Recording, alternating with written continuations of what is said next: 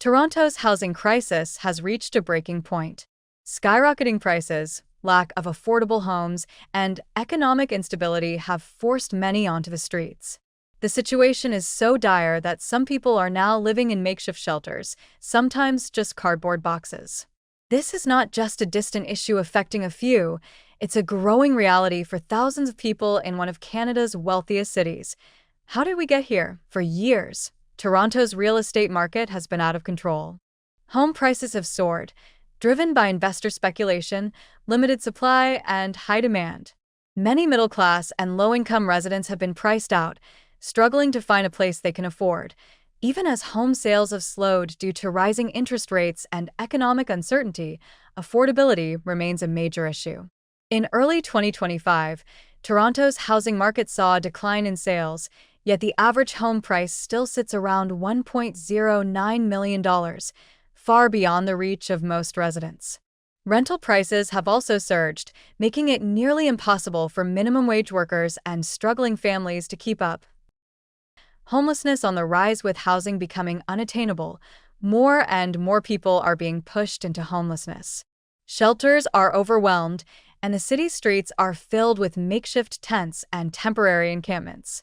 Some individuals, with nowhere else to turn, have resorted to building small shelters out of cardboard just to survive. It's a heartbreaking and shocking sight in a city known for its wealth and progress. People who once had stable jobs and homes now find themselves sleeping outside in freezing temperatures. Some have lost everything due to job losses, illness, or simply being unable to keep up with rent hikes. Why is this happening? Several factors have contributed to Toronto's housing crisis. Investor dominance. A large portion of Toronto's housing is owned by investors, making it harder for regular people to buy homes. In fact, over 50% of condos in Toronto are investor-owned, pushing prices higher. Rising borrowing costs. High interest rates have made mortgages unaffordable for many, slowing sales but not lowering prices enough to make a real difference. Insufficient affordable housing. Government programs have failed to keep up with demand, leaving vulnerable residents with no options.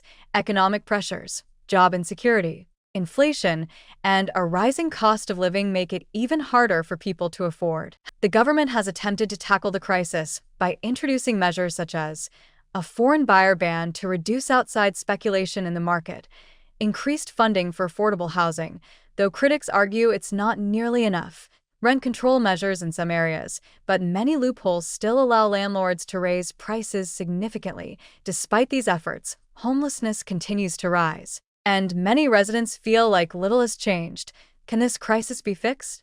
Solving Toronto's housing crisis requires more than just temporary solutions.